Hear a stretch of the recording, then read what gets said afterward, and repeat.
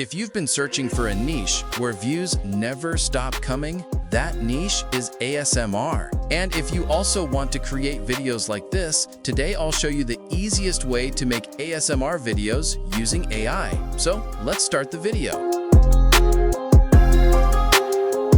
First, go to the document linked in the description. From there, copy the first prompt and open Meta AI. Paste your prompt below, select the aspect ratio, and type the name of your fruit in the prompt. Then just hit enter. After a few seconds, you'll get your image. But wait, we want a video, right? So here's how it works. First, we generate the image. Then we animate it into a video. Now, click on the animate button below the image, and in just a few moments, your video will be ready.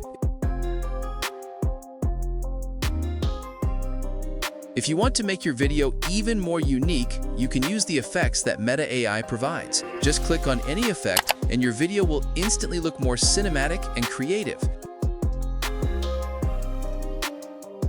Now let's try the second prompt as well. Go back to the file, copy the new prompt, paste it in Meta AI, type your fruit's name, and hit enter again.